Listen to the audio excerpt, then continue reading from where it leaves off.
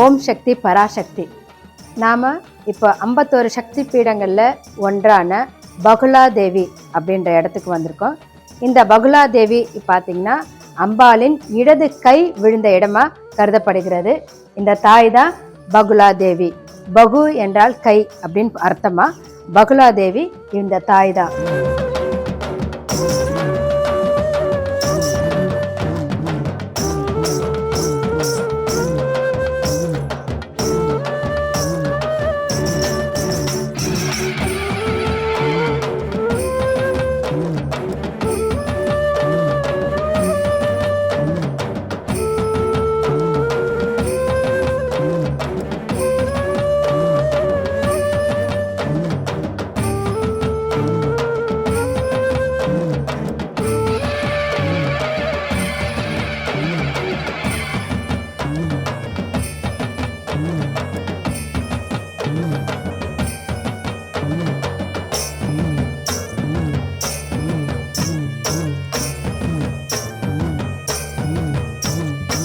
ஓம் சக்தி பராசக்தி.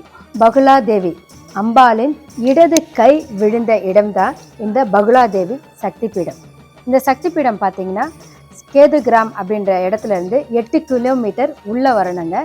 இது ஒரு அழகிய சிறிய கிராமம், ரொம்ப அழகாக இருக்குது.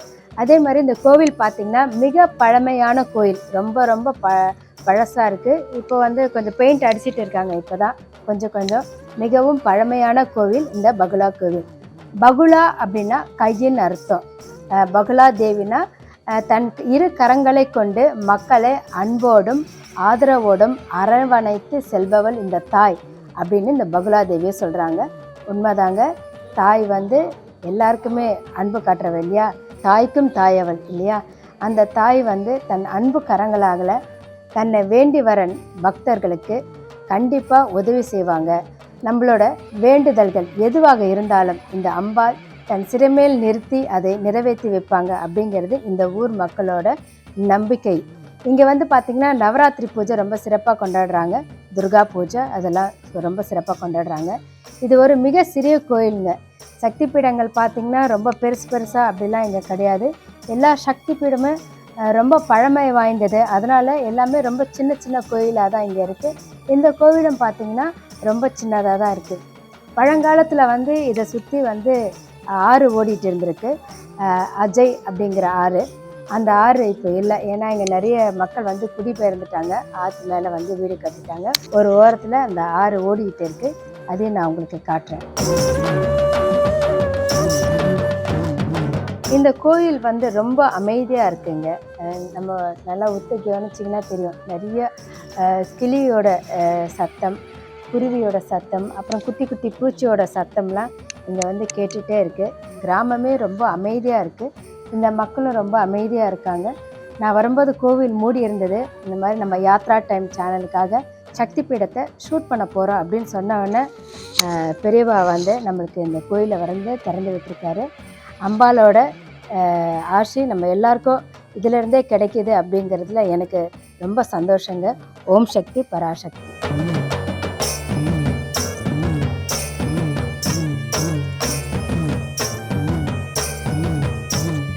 பகுலாதேவி தாய் சக்தி பீடத்துக்கு பக்கத்திலே விநாயகரோட சிலையும் இருக்குது, கார்த்திகேயனோட சிலையும் இருக்குது. இந்த விநாயகர் வெற்றிக்கு வழிவகுப்பவர் அப்படின்னு சொல்கிறாங்க. காரிய சித்திக்கு விநாயகர் ரொம்ப முக்கியம் இல்லையா. நம்ம இந்த கோயிலில் ஃபஸ்ட்டு விநாயகருக்கு பூஜை பண்ணிவிட்டு கார்த்திகேயாவுக்கு பூஜை பண்ணிவிட்டு, ஏன்னா அவர் எவ்விதமான சோதனைகள் இருந்தாலும் அதை தகர்த்து வெற்றி கொள்ள செய்பவன் கார்த்திகேயன் இல்லையா. அதனால் கார்த்திகேயனுக்கு பூஜை செஞ்சதுக்கு அப்புறம் தான் பகுலாதேவியோட பூஜையை இங்கே ஆரம்பிப்பாங்களாம். 51 சக்தி பீடத்திற்கும் சிவபெருமான் காவலா பைரவர் பேரில் காவல் காக்குறாரு அப்படின்னு சொல்லியிருந்தா இல்லையா. இங்கேயும் சிவபெருமான் பகுலாதேவிக்கு காவலாக பைரவராக வீற்றிருக்கிறார். அம்பாளை பாதுகாத்து வருகிறார். இங்கே இருக்க காவல் தெய்வம் பைரவருக்கு பிருக்குண்ட பைரவர் அப்படின்னு பேருங்க. பிருக்குண்ட பைரவர் அம்பாள் பகுலாதேவியை காவலாக இருந்து காத்து வருகிறார். மகன் கணேசன், கார்த்திகேயன், கணவன், இந்த குடும்பஸ்தமாக இந்த தேவி பகுலாதேவி இந்த சக்தி பீடமானது இந்த ஊரில் இருக்குங்க. எல்லாரும் வேண்டிக்கோங்க. எந்த காரியமாக இருந்தாலும் இந்த சக்தி தேவி கண்டிப்பாக நிறைவேற்றி கொடுப்பா அப்படிங்கிறது உண்மை, தாத்பரியமான உண்மை. இந்த ஊரில் இருக்க ஒவ்வொருத்தரும் சொல்கிறாங்க, இந்த ஐயரும் அப்படி தான் சொல்கிறாரு. மனசார வேண்டிக்கோங்க. எந்த காரிய தடை இருந்தாலும் இந்த பகுலாதேவியை வேண்டிக்கிட்டிங்கன்னா அவங்க கண்டிப்பாக தன் தலைமேல் வைத்து அந்த காரியத்தை முடித்து கொடுப்பாங்க அப்படின்னு சொல்கிறாங்க. அப்படி தான் இங்கே ஆசீர்வாதமும் பண்ணுறாங்க எல்லாருக்கும். இந்த பகுலாதேவி உங்களுக்கு அனைத்து விதமான ஆசீர்வாதத்தையும் அள்ளி தரணும்னு தாய்கிட்ட உங்கள் சார்பாக நான் வேண்டிக்கிறேன்.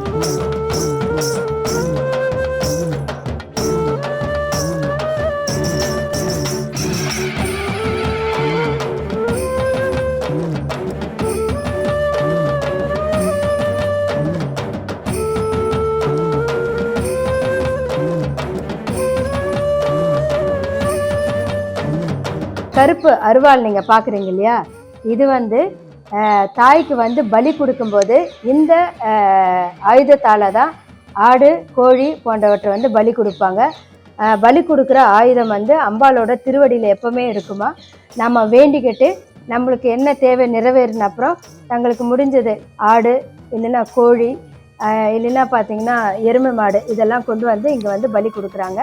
அந்த பலி கொடுக்கறதுக்கு இந்த ஆயுதத்தை தான், இந்த அருவாவை தான் அம்பா கிட்டேருந்து எடுத்து அவங்க உபயோகிக்கிறாங்க.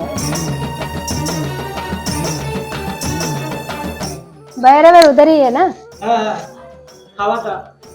உதர் அந்த இடத்துல தான் பைரவர் இருக்காருங்க. அதனால தான் அம்பாளுக்கு கீழே பைரவர் இருக்காரு. அது இவங்க இந்த பிராமணர்கள் அதை ஓப்பன் பண்ணக்கூடாதா, அதுக்குன்னு தனியாக ஒரு சுவாமி இருக்காரா. அவர் தான் அந்த பைரவருக்கு இந்த கோயிலில் பூஜை பண்ணுவாங்களாம். இவங்க வெறும் அம்பாளுக்கு மட்டும் தான் பூஜை பண்ணுறவங்க. பகு என்றால் சமஸ்கிருதத்தில் கை என்று பொருள்.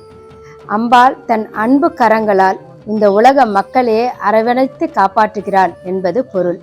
பகுலாதேவிக்கு அதுதாங்க அர்த்தம்.